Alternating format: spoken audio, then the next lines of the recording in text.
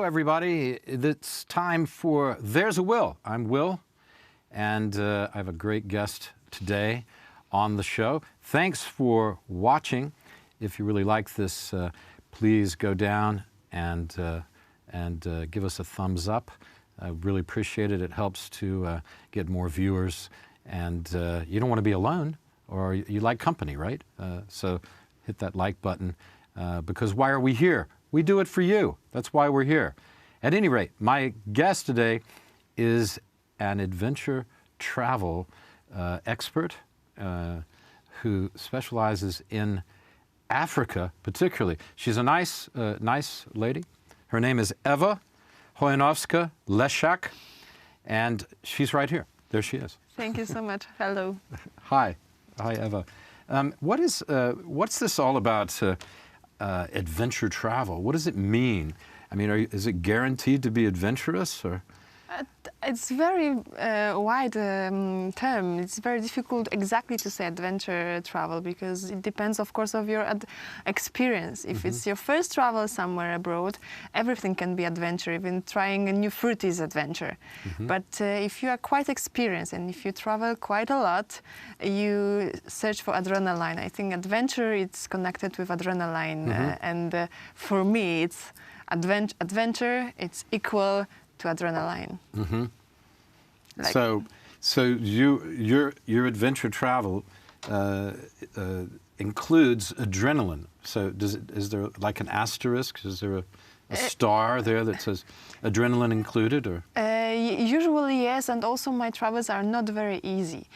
For example, okay, that's it. Right. It's not very easy. For example, it's not easy to meet tribes far from the big cities, like in Ethiopia I do, or climb to search gorillas in Congo, which is in general a very difficult place to travel, to enter. And sometimes my travels also need to have be in a good physical conditions, because being on altitude, it's demanding. It demands your body be healthy, and without this, you cannot travel. For example, in Himalaya or in Tibet, where you have like 3,600 meters or 5,300, it's difficult even to breathe if you go there, and it's adventure for me. So we'll come back to some of these experiences. You just touched on a few. It sounds exciting. But I wonder, how did you get into adventure travel? As a young girl, did you say, good Lord, one day I want to go find the gorillas in the forest and go to the Himalayas, or practice for the Himalayas? Climbing Everest, or? No. To start, my story, it's curious and a little bit strange, because my first travel was to China when I was, it was 10 years ago, when I was a model, and I started doing some modeling jobs, like pictures, photo shoots, catwalks, but I remember I took two entrance visa, and when I came back, I said, I cannot lose this visa. I have to come back again to China. So I passed my exams and came back to China, and it was significant 2009. When after this trip, I won pageant beauty contest. You won what? A beauty contest. Where? In Poland, but it was like a regional one. But I was the first. The most beautiful lady in the world contest? Or? No, the most beautiful girl in Mazovia region. Oh, right, okay. That's where we are now. Right. Yeah. And then, to make it very short, because the story is very long, I was in a good place, I met good people, and I made the right decision to my first trip to Africa. And it was an unusual destination, because going first time to Africa, I was Burundi, Uganda, Rwanda, and Congo. And it was my dream to visit Central Africa, because the northern part, it's, of course, Africa as a continent, but in the culture is like more extension of Middle East.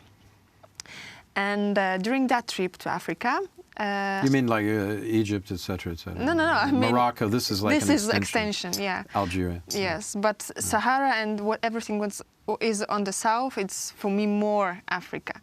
And during my first trip, I had opportunity to work as a tour guide, and till this moment, this is my major job, and also blogging. So we get to blogging things. So you're a tour guide. Yeah. How does it work? If I take a tour with you, what do I have to do? I have to be in shape, and I have to eat healthy food. So Not really, because sometimes... No more cheesecake? I can still eat cheesecake occasionally? Of course. Yeah, okay. All right. I do everything, as you can see. Maybe you don't believe, but I do. You do, okay. Nice. In general, I work... If you say so. Yeah. I work for a few travel agencies, and also on my blog you can find some trips which I am organizing, and those are not very common, like desert in Israel, and Danakil in Ethiopia, and tribes in Ethiopia. Maybe you don't know, or maybe you know. Danakil area is first of all one of the hottest places in the world, which for me is adventure and adrenaline, right. And also it's the biggest depression in Africa, so it's also it's adrenaline for me. And if you want, you can join for that trip. I can? Sure. What's it going to cost me? I'll sign up. Do you have a... Just write to me, email or on Messenger. That is enough. Okay, and what's it going to cost me to go on this adventure extravaganza? In Polish currency, it's like 1,400 zloty. 14,000. 14,000. Not 1,400. Yeah. No, 14,000. Which is about $4,000. Yeah. Yeah, something in this area. But maybe it's a lot or not. For Polish people, it's quite a lot, and people think, oh, Africa is a poor continent, and everything should be cheap there. But it's not, because usually, if you you're staying in good places. It's not really. But maybe you don't imagine, if you want to stay on desert, or you want to stay on the camp in the middle of a national park in savannah, you need people to work there. You need people. You need all facilities like water, electricity, and it costs a lot of money to bring in the middle of nowhere, and then the service also costs. So that's why prices are so high. And Africa, for majority of people, is not a place to travel because of costs, but maybe mainly because they think everywhere is war, which is not the truth. No, I mean, people think there's civil war everywhere. But it's not. It's not. And also people think that Africa is one body, but it's connected from the different pieces, and every piece is so different. And we cannot call an Africa is a place of war. Of course, in some places there are, but in general, they feel those countries are quite safe. Everywhere something wrong can happen, but we cannot generalize. And why are you so fascinated with Africa as opposed to South America or the Far East or even Europe? I mean, the story is so funny. There are two things. When I was a child, my dad every weekend he took me to the sofa and say, please watch with me some TV programs about the nature, about discovering the world. So it was my routine to watch with him those documentaries. But the other thing was, when at school we had a book. It calls Tomek na Czarnym Lądzie. It's like Tomek's adventures around the world? But no, on the Black Land. On the Black Land? Like in Africa. So I have read this book. And I said, Arthur Szklarski. Szklarski, exactly. I know these books. Of course, it is Syria of different books in different places. Yeah, Australia's one. Yes. Yeah. Australia. And he's collecting animals, isn't he?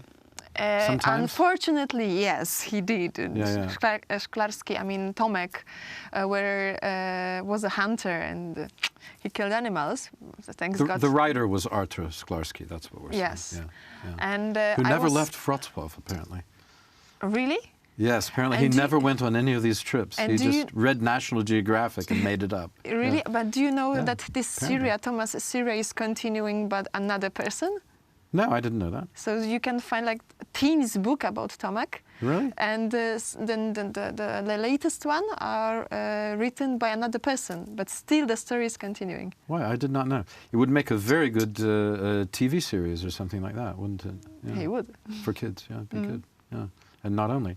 So reading these books got you interested in Africa as what when you were little exactly. girl, I guess, But in general, I don't like lying on the beach. I like doing some physical activities.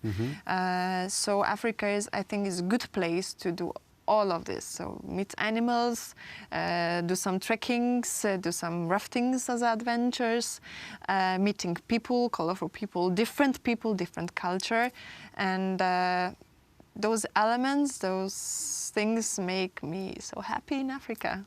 That's why maybe I visited this continent over 50 times. 50 times? Yes. That's a lot, isn't it?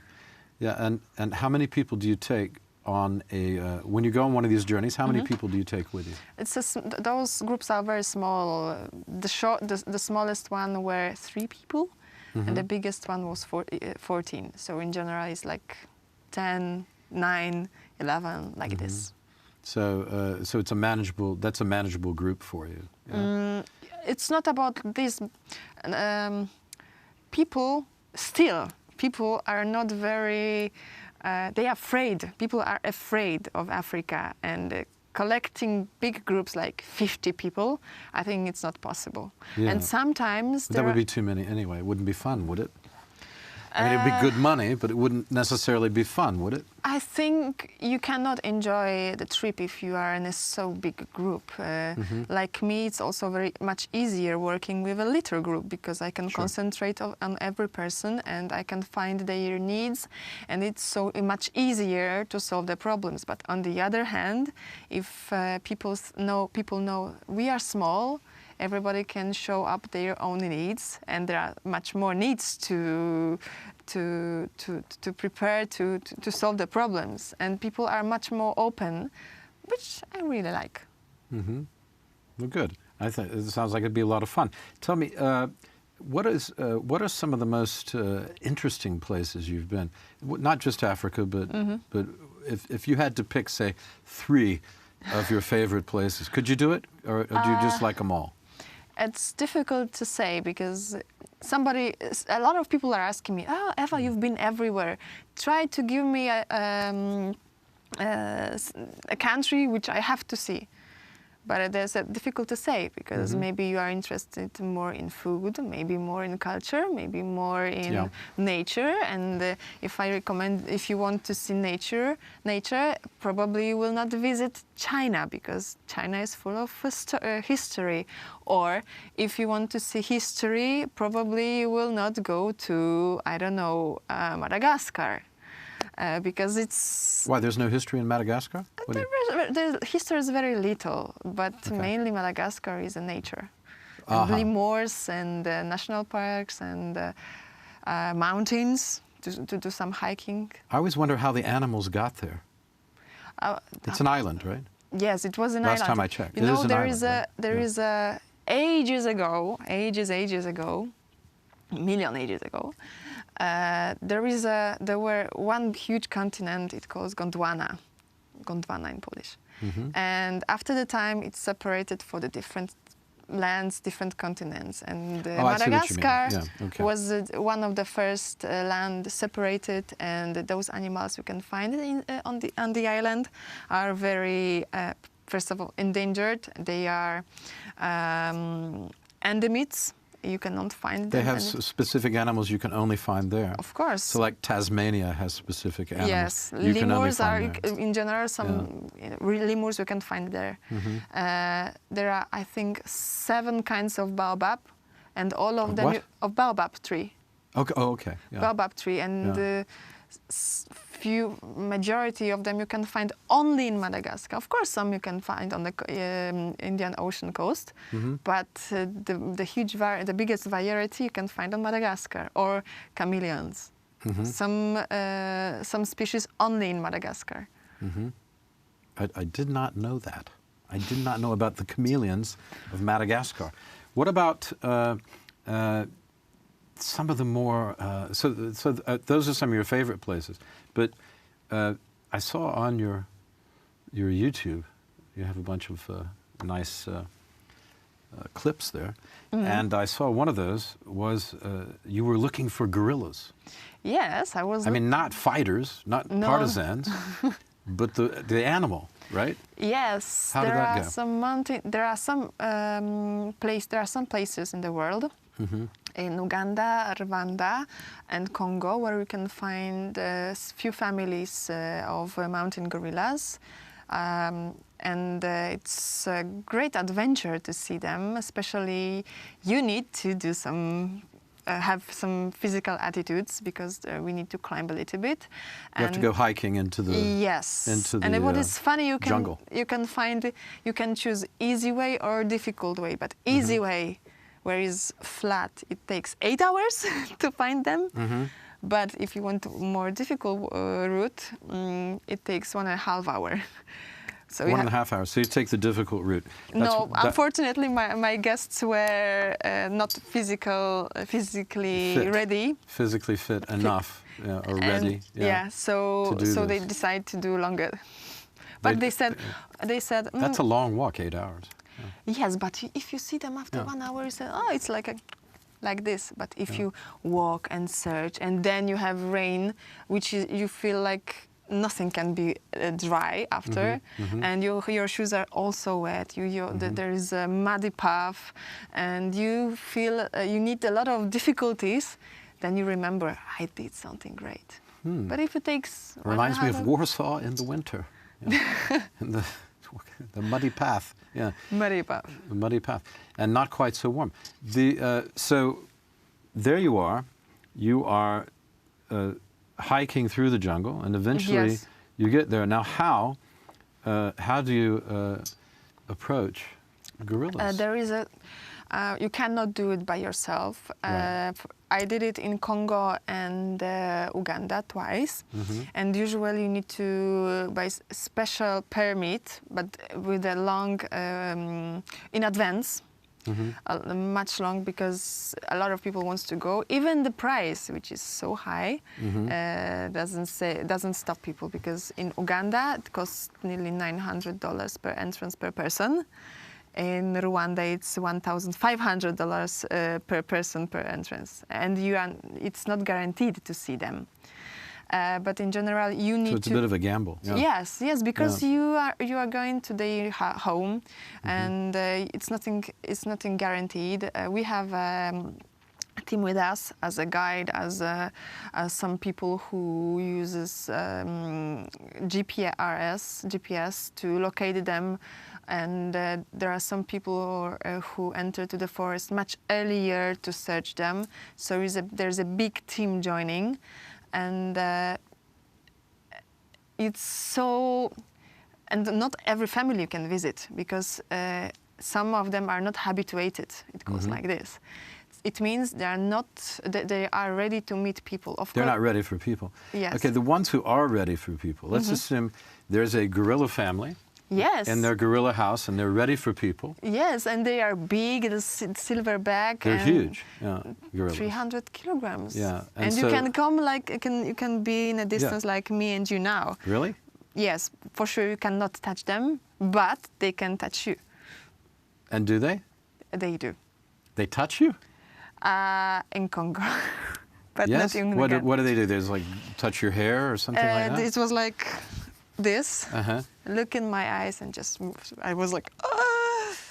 Wow, that sounds crazy. So the gorilla, this huge gorilla, it's like King Kong, isn't it? Yes, like this. If you watched King Kong, it's the same figure. And so what is that feeling when you're right next to the gorilla and it reaches out to touch you? How do you feel? I lost my tongue to describe. It's first of all, you are happy because after many hours of walk, you see the thing you want to see, and then it's so easy to notice how common with humans they are. They eat similar. They have their hands are similar. Their body looks like, of course, a bit different, but like human body. And then there is another experience. They are coming to you and look at you, and they, for example, they are hanged on the trees and look at you and think like, you're a friend of me, but it looked a bit different. They think, oh, you're like me, but you're just a little bit different. Yes, you're like me, but please don't go this way because my food is here, or I'm nicely hanged on the tree, but please don't disturb me. Take a picture, of course, no problem, but keep a distance. But let's not get too friendly till we know each other a little better. Yeah. So nice. So far, I wish to do it once again. I heard that chimpanzees. It sounds great. I'd like to do that. I mean, you've seen a gorilla in the zoo. I mean, everybody's seen a gorilla, or everyone can see a gorilla in the zoo. You can go to Warsaw Zoo. They have even gorillas. Warsaw Zoo, right? Yeah. They have gorillas. But the chimpanzees, the gorillas seem fairly relaxed. But the chimpanzees seem pretty crazy. Yes, you know, if you search them in the forest, you have to be very fast because they move very fast. And if you receive information, gorillas are so close. You need to run through the forest because you can lose them. They'll go quickly. Yes. Did you see chimpanzees in the wild? Yes. But you shouldn't approach them, right? You know, they also come very close. They do. Okay. They do. And you're not afraid of them? No, I experienced situation like chimp was eating bamboo, and then look at me and he said, "Okay, I'm relaxing," and he was like lie down like this, doing nothing. Were. Him. He was. Oh, he just relaxed. He said, "Oh, okay." Okay, take a picture if you want. Yeah, so he wasn't bothered by you at all. No. Yeah, I guess. But they say that chimpanzees are very dangerous because they will attack. They could, but also each other. For a start. Yes, because there are some families. But gorillas don't do that, but chimpanzees do. Because I think that's chimps are living in the families, and they are very territorial, and sometimes they need to fight for food. Unfortunately, forest is too small for that big amount of monkeys, and they are fighting for food. People are cutting trees, and this is one reason why they are fighting. Listen, stay with us. We're going to come right back. We're going to show you some clips from YouTube, from some of Eva's adventures worth looking at. So we'll take a break for that and come right back with more from EWA CHOJNOWSKA, LESIAK, adventure tour guide, former model, and obviously all-round beautiful and nice person. We'll be right back. Dzień dobry.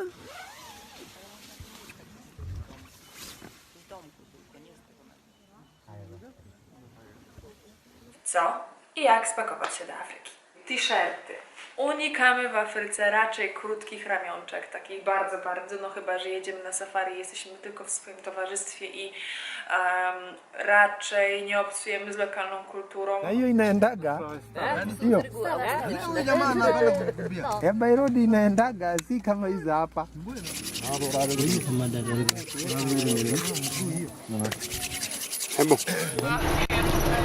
Trzy, połowa i od nowa. A to resztę wy... No i tak po garstce biorą. Dobra. Jak się do tego zabrać, to nie wiem jak to się nazywa. Voilà. To też chyba też jest. Słuchajcie, i trafiłam do Pili Pili House, hotelu prowadzonego przez Polaków na Zanzibarze.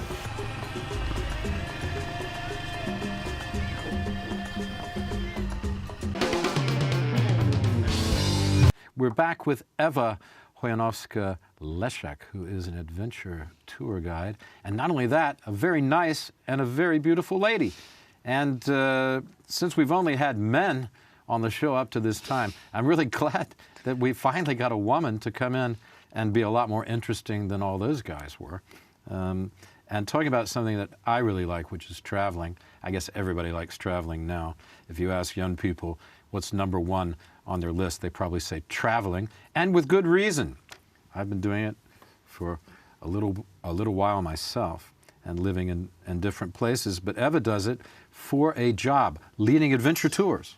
Yeah, it's true. Yeah, and I hope you like those clips that we just showed of some of Eva's adventures.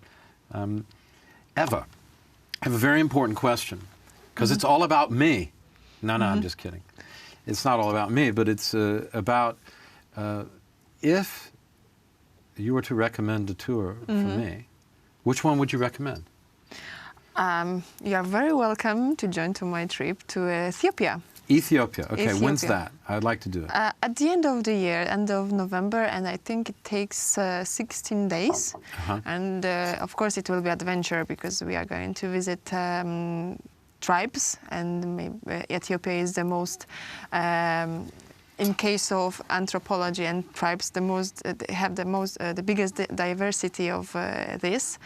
And we are going to visit the hottest place, one of the hottest places in the world, Danakil Depression, and the biggest depression in Africa as well. So it's also also a great adventure. So you're so welcome to join me. When is it going to be again? End of November. End of next November. This year. I have to get a piggy bank and start putting my money in it to save for the ticket. Definitely, you will love this trip, especially if you like traveling and you would like to visit places without so many tourists. That would be a great decision. Yeah, it sounds good. I mean, I remember one time, I've always wanted to go to Ethiopia. It's very romantic, and so it has I mean, I know they had the famine there and stuff, but that's just a small part of their history. But the Haile Selassie of course. History and the book by Richard Kapuscinski, him I had the pleasure to know when I was starting as writing myself as a journalist. He was a good man, and love his books. And he wrote a very good one about Ethiopia, the Emperor, right? Yeah. And then one time I was sitting on an airplane coming from, I don't know, I think it was coming back to Warsaw, but I can't remember where from. But it was somewhere, maybe Paris, let's say, for example. And next to me was a fella who we talked the whole time. He said, I've just come from Africa. I've been in Ethiopia. And I said, oh, wow, tell me about that, because that sounds fascinating. And we talked for almost the whole flight. It's about 2 hours from Paris to Warsaw. And at the end, I said, oh, good Lord, we should stay in touch, because this is a great conversation, because he was an expert on Ethiopia. And then he gives me his card. He was the Polish ambassador. Oh, to Ethiopia. Maybe I met him, because I know Polish representation. Is it the same guy? He's a big guy. I mean, very tall. Very tall guy, Yeah. big guy. Did he have glasses? I can't remember. I think so. It's been about 10 years. Yeah. Yeah, so maybe not this person. But in general, I'm traveling around Poland with some pictures and speeches. Yeah. And I have one about... You're making speeches? Yes. Wow. And speeches one are of fun. the... Are they fun? It's hard, isn't it? I like it. You like it. I like it because my you're work natural. is permanent talking. So Oh, it's, right, okay. so You're it's- always talking, so you're not shy As you anymore. see. Yeah, okay. Yeah. And one of Yeah. this speech, it calls Three Faces of Ethiopia. Because in general, if you think about Ethiopia, what do you Yeah. think about Ethiopia? When I First think- thought. Well, I mean, I think the first thing I think about Ethiopia, I said before, is Haile Selassie. I think about But nowadays, beautiful women. yeah, right. Am I right? You Is that what you're going to were- say that? Yeah. Yes, I'm saying yeah. there are the most beautiful ladies there. Yeah, when we were filming for my travel show, which has not so far left Warsaw, but will soon. When we were filming for that, we were filming at the Hard Rock Cafe, and there was a fella there, an American guy, and as I was walking by the table after we finished filming, he said, hey, come over here. And I went over there, I said, hi, what's up? And he goes, my name is this, and what you filming for? And I said, oh, it's a travel show. And I got talking to him, and he had a lady with him, and she was very striking, and it turned out She was his Ethiopian wife. Yeah, and she was very, very beautiful. Yeah, but you know, my speech is about three phases of Ethiopia. So first part is desert. Second part is our tribes, and the last one is the religious part, because you can't. So not beautiful ladies. I think can be another phase. I will add another phases later. But in general, you can't really do a if whole you thing go about to Ethiopia, and if you travel to the different regions, you meet the different countries. In the one country, but different faces. And if you ask somebody which part you like the most, it depends. Yeah. Because some people like history, just go to the north and see churches, rock churches, which should be, and they are on the UNESCO list. There are some places in UNESCO list. If you like culture, if you like adventure, and you like people, just go to the south. You can see in this very small area over 30 different groups of people living totally different.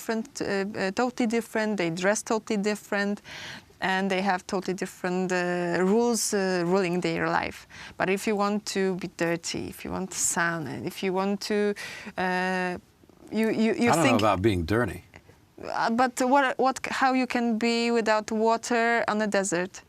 Oh, Sweating plus sand. So it's going to be like one of those movies where everybody's all sweaty. So there's one country but different. I've been in the jungle before. Yeah. Really? Yeah, sure. In Nicaragua, quite a lot. This is my also dream to visit there. Oh, it's beautiful. I lived there almost 2 years. Yeah. Wow. Yeah, it's a very, very interesting country, and now very high on the list of places that people want to go to. I mean, I was looking at a list from Forbes, I think. Yesterday or 2 days ago, somebody told me that in the middle of Nicaraguan jungle, they have found very old city, even older, very old city and well preserved, and there are archaeologists working there. When did they find it? Like 1 year ago, Yeah, but I didn't know about that. But I always thought that there might be something there. It's a very intense jungle there. And they have found a city, and it's very well preserved, and archaeologists are working, and also tourists can enter there. Do they think it's Mayan or something? Do they know? I don't know. Who knows? Yeah, but Nicaragua is amazing. I mean, you arrive in the airport, and you look. They have big windows in the main lounge area, and you're walking through there to go and get your taxi or get picked up or whatever, and you see a huge volcano, the Messiah volcano. It's very close, and it's active. So you know immediately you're in this sort of prehistoric, primeval place. You have adrenaline, and the adventure can start. Yeah, right from the beginning, and you know where you are. You see it, and you know where you are. And I guess they put that, I don't know if that's there, so you get this great window, because it just looks like a painting. Wow. And this massive volcano, and it's smoking. Did you climb this volcano or something? Yes. Yeah, you go. Yeah, there's a park there, a national park. It's protected with the rangers and all that sort of thing. And you can go walk right up to the top. Yeah, you can walk around a lot of the rim. I don't think all of it, but you can walk around a lot of the rim, look down into it. So if you go with me to Danakil, you will also climb the volcano, and you can see the red color red lava inside. Where is this? Where is Danakil? Danakil in Ethiopia. Oh, in Ethiopia. In Ethiopia, okay, and you will sleep on the top of this volcano, hearing hell, because it's like a hell, smelling the hell. Bubbling and the yes, you will sulfur. hear like the gas from the lava is coming out, and you will smell because everywhere it's. I don't know. There is a special smell, and you can see that this lava is working. It's real hell. Yeah, it's surreal. It's like the center of the earth bubbling up to the top. Exactly. And there's some kind of a sense of the amazing, beyond comprehension almost force of nature that it could explode at any time. But it's amazing to me that these volcanoes don't explode more often. Of course, in Nicaragua they do from time to time. They had one in 1971. This is an interesting story. You want to hear it? Can I tell you a little story? Okay. In 1971, Howard Hughes was living in a hotel in downtown Managua, the capital of Nicaragua, which is by a lake. And there's a couple of volcanoes very nearby, and the Messiah volcano is the next. There's like a line of volcanoes. And he was saying he had rented the whole top floor. Howard Hughes was the richest man in the world at that time. Maybe J. Paul Getty, but they were the richest guys. So this is a hugely powerful guy. And he was staying in Nicaragua. He rented the whole top of the hotel, and there was a huge earthquake. And do you know, every building over a few stories, like 3 or 4, 5 stories, fell down, except the building where Howard Hughes was. It scared him so much that he immediately left the country. He got rescued and immediately left the country, never went back. I think he went to the Bahamas. Now, right after that, I think it was 1971, the Rolling Stones did a big benefit concert for Nicaragua because Mick Jagger's, I don't know if he was married to her or it was his girlfriend, still just at the time, Bianca Jagger, was from, she was a model from Nicaragua that he had met, you know, this jet-setting model, you know, in the early days when all this stuff was have starting. experienced an earthquake once. Where were you? It was in Mexico, but it was not very strong. But at night, I woke up and I felt. You actually felt it, right? It's something going on. What's it like? Like on a hammock. Like you're in a hammock and everything's just kind of moving. Do you feel disorientated? Or No. I anything? just woke up and I thought, it's something is going on, and it took like maximum 10 minutes, and then I went to sleep. You just went back to sleep. And in the morning I found out that was earthquake. It was an earthquake. Yeah, I've lived in California. I've lived in Nicaragua for reasonable amounts of time. Never in an earthquake. So if you don't want earthquakes where you are, I have to come and live there. There'll never be one. Apparently. Now, everybody else I know lived in California, Nicaragua. They felt an earthquake, not me. Yeah. So I don't know what that's all about. If you, you say, oh yeah, before you were saying that you're writing your blog, and you hardly ever have time for that. Yes, you know, the thing is, I'm so happy because I travel a lot, and I spend sometimes nearly 270 days out of Poland. But on the other hand, I have huge pressure from inside to write about that. But I don't have time because if I come back, I need to prepare for another trip. Sometimes I'm only 15 or 10 hours between one flight to another flight. It's even so difficult to repack my luggage. And like right now, I didn't travel 3 weeks, which is a lot for me.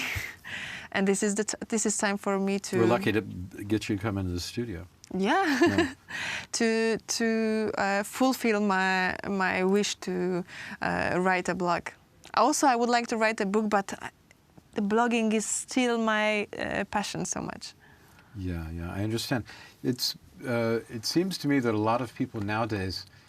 I talk to the people in this who understand the technical side of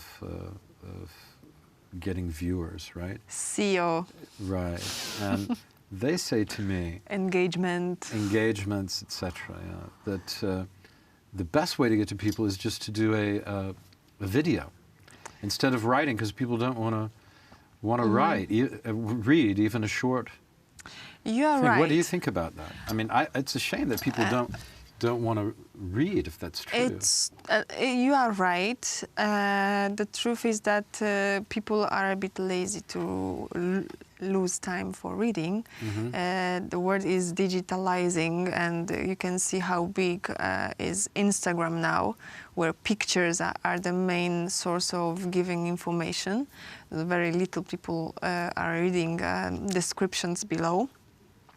Like myself, I don't imagine making videos during my trips because client is a main point, and to make a video you need to go somewhere and take your own time, which is not possible for me. If you want to be a professional tour guide, it's not possible. So You have to be focused all the time on them, not exactly. yourself. Exactly. That's your job. Even when I'm on a trip like 2-3 weeks, if I take a picture of me, like 4 good pictures, I'm so happy. It's rare. Yeah. It's so rare because it's difficult for me to ask my client, oh, please take a picture of me.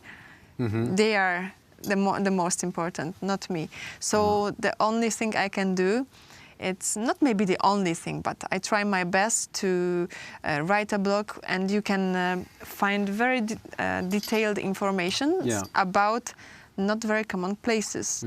That's why maybe I'm very recognized in Poland regarding to Africa, because not many people are traveling to Africa so often. And not, I mean, you say 50 times. That's a lot. Yes, I think of times. I mean, I don't think I've traveled anywhere 50 times, except the United States and Europe. Yeah. But not even one place. That's not one continent. Well, maybe to the States, I suppose. Must have been true by now. Once I wanted to count all my flights during 1 year, but I stopped because there were so many. You have a huge amount of miles? Do you have a lot of free flights? No way. No? No. You have a huge amount of miles there, right? But from my experience, I know it doesn't. It's hard to use them. Of course, it's worth in some cases, but it's not a big deal to have a miles. No, because what does it get you? Anyway, you need to pay taxes, and it's like 30 or 50% of the ticket cost. Is that it? Yeah. So I change points into cosmetics. Into cosmetics. So you just go through you shop in the magazine and use your points that way. Yes, because the difference between price in internet, if I want to buy, and price from the airline and using the points, it's just a little bit. Yeah, and you might as well just do it or you get a better break on the internet, probably. Yeah, I think that's true. I mean, last time I had a bunch of miles, it came time. I couldn't use them because trying to use them was taking more time than trying to figure out how to use those miles. It made no sense. And people really don't want to help you, from my experience. I agree, yeah. So difficult to get any information. Yeah, they're just like, what? Miles? Talk to this person. Yeah. And so I suppose if you and I both have that experience, maybe you have that experience too, right in below the... Yes, please, I will read. We will read it right in below the story, below this story, or this interview, whatever it is. It's an interview. It's a story. It's a series of stories, isn't it? I'm wondering also. One of your things you were doing was you were rafting in Uganda. Now I was just watching a movie called Shout at the Devil. It's an old movie. And it has Lee Marvin and Roger Moore, the James Bond figure. And of course, Lee Marvin, one of my all-time favorites, but hilarious actor, but also very, very good as a tough guy as well. Yeah. He's a wonderful guy. But this movie takes place in Uganda, I believe. Where's the big lake? Lake Victoria, isn't it? Yeah. And does the ocean come in, or river comes into Lake Victoria? There is a river Nile. And there are some places where Nile can start, and there is no specific place then to say for sure. But one is in Jinja in Uganda. It's in the middle of not maybe in the middle, but in Victoria Lake, and there are few sources of Nile. I think so, because you can also come from the ocean in there somehow. No. If you go up the river. No, there is it's cut as off? far as I know. It's cut off? There is one in Ethiopia, in Tana Lake, and another one is in Victoria Lake, and it connects in Omdurman, in Sudan, in Khartoum, and then it goes to the one spring, one line. But also, a few weeks ago, I found information that also in Rwanda we can see another source of Nile. So so the Nile is gathering a lot of steam up. And still we don't know which river is longer, Amazon River or Nile River. because it's hard to trace the actual source to Exactly. its last point because of the dense jungle, right? Is that Yes. it? Yeah. But Sandy- rafting, you have, if you go to Uganda, one of the attraction is also rafting on the White Nile, and it's a great experience because I took full day tour, and it's 6 rapids, and out of 6 rapids, 4 are level of 5, and 2 are level of 4, which 5, as far as I know, is the highest, is the more difficult one. So this, which river? This is the White Nile? White Nile. The White Nile, and this is going. Where does it flow from? This particular part that you're on. Where is it exactly? In Jinja, in Uganda. Yeah. Okay. In it's city Jinja. If you want to take a boat to see the source of Nile, which is the stick in the middle of the lake, so you can say that in Jinja it's the source of Nile inside Victoria Lake. And is it very dangerous doing this rafting? Have you ever had any accidents? Or? When I was the first time, I broke my nose. You broke your nose? and for example, the staff with us were without teeth because the paddle is easy to lose and it hits your teeth. It's so common. The paddle? Yeah. You're using a paddle and this can go in your mouth? You know, if you go to the rapids, the boat is... the water can do everything with this boat, and sometimes it goes like this. Yeah. And if you fall down from the boat, you can lose the paddle, and it goes somewhere. You don't know where, and your neighbor can lose your teeth. Good Lord. Or if you don't behave well, don't go with the instructions, you can do by yourself. Because if, for example, you need to put the pedal here. If you fall down, you just fall down. But if you put it here, it's so easy to break your teeth. Wow. So you got to wear, it's like American football, you need a mouthpiece or something to go rafting on the... That sounds incredibly... You're very brave. I like that. That is amazing. You were also in the... practicing in, was it Nepal? For the Himalayan base camp? Where was that? Himalaya Base Camp, it's a special event in Poland. Oh, it's in Poland. Okay. Yes, it's a special event in Poland when you can try to experience how climbers can live when they are climbing. For example, you find out how to use lines. I don't know the special English words to describe, but you mean climbing lines? Climbing lines, and I spent one night. Ropes. Yeah. Yes, I have spent one night on a wall, on a special tent, which was hanged on the wall 25 meters up. It's a great experience as well. Yeah. I don't think I'd like to do that. This kind of event also can learn you how to behave in the mountains, how to use devices, how to first aid rules, and how to behave in the mountains in winter when you can have huge snow. Also avalanche courses. Everything is connected about security in the mountain. It doesn't matter if it's winter edition or summer edition. I think it's good for people who want to start their adventure in the mountains. It doesn't matter if they want to just walk or they want to take some more. For example, I don't know, to climb Matterhorn, which you need ropes and special devices and some attitudes to do that. For example, last year I was on, it calls winter camp, when I started loving mountains, but so hard, and it was a kind of spark to do much more. I wish to climb Kilimanjaro this year. Are you going to? Is it climbing or walking? Kilimanjaro? It depends of route you take. The most popular are Machame, which is only walk, but there are some you need special equipment. Yeah, I would love to go to the top of Kilimanjaro. It must be an amazing view. I'm working on that. It's so high above to the plain, and you can see everything. what's the height of Kilimanjaro? It's 508. It depends of the list. 5,865. yeah. So that's a very tall mountain to be able to walk to the top. It's probably the only one in the world where you can walk so high. Yes, this is without climbing. Yes, this is the one of the.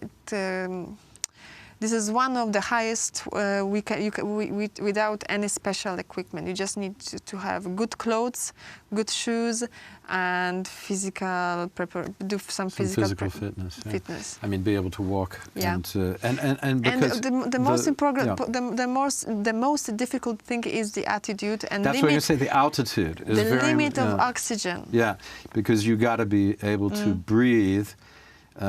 When you're walking, because you're still walking up. Yeah. And that probably takes my route some takes adjustment. 7 days, and there are 3 days of acclimatization where we are. 7 days. Yeah. Yeah. Wow. And I'm preparing for the route, where 3 days we are nearly at the same altitude, which is like 4,300. Right. But still it's a lot. If you want to do some walk, it's so difficult. It's very difficult. But I hope I will make it. No, it's not. You've never done it before. This is the first time. Have you ever done any high mountain climbing? The highest peak I did was 3,000? 3,711. Where? But it was in Rwanda. But the highest altitude I've been was 5,300 in Tibet. In Tibet. So you were in Tibet. I was just in not Tibet. in this base camp practice was here. No. So you've actually been pretty high up in Tibet.